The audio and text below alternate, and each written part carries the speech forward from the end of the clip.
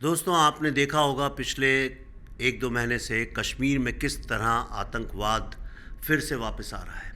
आपने ये भी देखा होगा कि बंगाल में एक पॉलिटिकल आतंकवाद बड़ी तेज़ी से अपनी आग जला के बंगाल को ध्वस्त करने में लगा है। मेरी ये किताब है अर्बन नक्सल्स।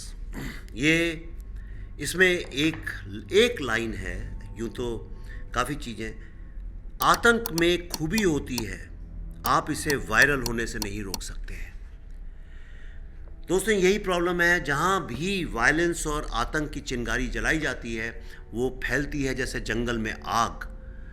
अनलेस उसको ख़त्म करने वाली शक्ति उससे भी बड़ी हो, उसके अंदर विल हो।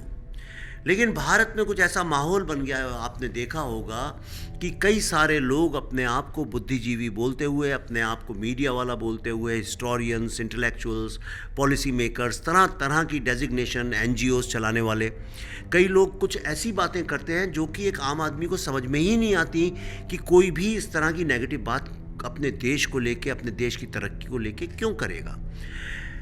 ये इसके पीछे की साजिश क्या है? जो 60 के दशक में बंगाल में जो नक्सलबाड़ी से एक नक्सल मूवमेंट शुरू हुआ था, वो समझा जा सकता है कि ज़मींदारों के अगेंस्ट था। हालांकि मैं बंदूक आर्म्ड स्ट्रगल के फिर भी पूरी तरह से अगेंस्ट हूँ।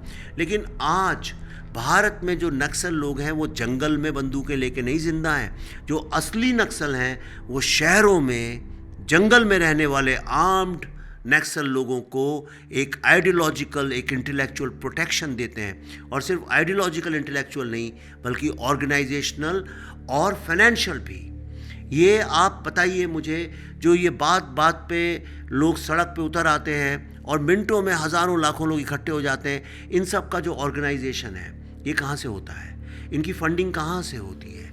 ये जो लोग सालों तक कैंपेन्स चलाते हैं, इन्हें कौन फंड कर रहा है? इसके पीछे बहुत सारी ऐसी ताकतें हैं जो चाहती हैं कि भारत में हर समय एनार्की बनी रहे, भारत में हर समय एक डिस्टेबलाइज्ड गवर्नमेंट रहे, ताकि वो अपने मंसूबों में सफल हो सके। इन्हीं का पर्दाफाश करने के लिए मैंने किताब लिखी थी, अर्बन नक्सल्स।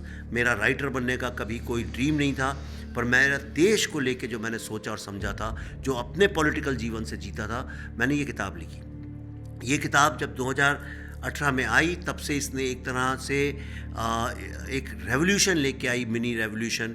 ये किताब लगातार इतनी बिकती है, डे नाइट ये ट्रेंड करती है। और आज सरकारें तक इसमें जो थ्योरी है कि भारत में कैसे कुछ लोग भारत में रहते हुए ही भारत को तोड़ने का एक ऑर्गेनाइज कैंपेन चलाते हैं। और यही वो लोग हैं जो टेररिज्म, चाहे वो कश्मीर में हो, चाहे पॉलिटिकल वायलेंस जो बंगाल में हो, आप देखेंगे इसको एक प्रोटेक्शन देते हैं। और किस तरह से ये भारत के लिए बहुत ख़तरनाक लोग हैं। And last but not the least, आपको ट्रेन चलते, बस में चलते, स्कूल जाते हुए, कॉलेज में पढ़ते हुए या पढ़ाते हुए, लाइब्रेरी में बैठे हुए, या गवर्नमेंट ऑफिस में बैठे हुए, या अपने ही ऑफिस में बैठे हुए, आपको पता भी नहीं चलेगा कि हो सकता है आपके बगल में बैठा हुआ आदमी, काम करने वाला, अपने आप में अर्बन नक्सल हो। आपने देखा होगा महाराष्ट्र में कुछ दिन पहले यहाँ की सरकार ने भी एक लॉ में संशोधन करने की असेंबली में अपील की है, और वो अर्बन नक्सल लॉ है, जो कि अर्बन नक्सल्स को कैसे पकड़ा जाए, आइडेंटिफाई किया जाए, कंट्रोल किया जाए। And they have used the term urban Naxals. आपने देखा होगा भारत के प्रधानमंत्री, सरकार, तमाम सोशल मीडिया में इन्फ्लुएंसर्स, लोग मीडिया में डिस्कशन लेवल पे अर्बन नक्सल्स की बात करते हैं। कुछ लोग ये कहते मिलेंगे कि जो मेरी थ्योरी है, urban Naxals are the most dangerous enemies of India today. और कई लोग जो हैं वो कहते होंगे अर्बन नक्सल क्या होता है हमें पता ही नहीं है। और कई लोग झूठ मूठ इस बात को घुमाते होंगे कि अरे देखिए, ये तो जो भी इस गवर्नमेंट को क्रिटिसाइज़ करता है उसको अर्बन नक्सल्स बोलते हैं, जबकि ऐसा नहीं है। यही तो अर्बन नक्सल्स की ट्रिक है कि देश के अगेंस्ट खड़े हुए किसी भी प्रॉब्लम को वो लोग ट्रिवलाइज कर दें, उसको गैसलाइट कर दें, जिसे मैं कहता हूँ कमरे में इतना धुंधला कर दो लाइट कि पता ही नहीं चले क्या सही है क्या गलत है। तो अगर आपको देश से प्यार है, अगर आप आज की करंट मॉडर्न पॉलिटिक्स समझना चाहते हैं, अगर आप स्ट्रेटजीज समझना चाहते हैं, बहुत सिंपल लाइक अ नॉवल लिखी हुई बुक है। इसमें मैंने एक फ़िल्म बनाई थी, बुद्धा इन अ ट्रैफिक जैम। उसमें जो संघर्ष करना पड़ा था उसको लेके मुझ पे जो कम्युनिस्ट और लेफ्टिस्ट लोगों ने अटैक किए, फिज़िकल भी और अदरवाइज ऑल्सो, उन सब का भी एक बड़ा इंटरेस्टिंग स्क्रीन प्ले की तरह से वर्णन है। और कुछ नहीं तो इसे पढ़ने के बाद आप कम से कम भारत की रूह, भारत के स्मॉल टाउन मिडिल क्लास की रूह तो समझ ही जाएंगे। ये कई लेवल पे काम करती है, पर मेरे लिए इट इज़ स्पिरिचुअल राइटिंग, क्योंकि it is dedicated to what I have learn from being an Indian. तो this is one of the best sellers, all time best sellers. आप चाहें तो इसको खरीद सकते हैं। You can go to vivekagnihotri.com, और इसका ये हिंदी ट्रांसलेशन है।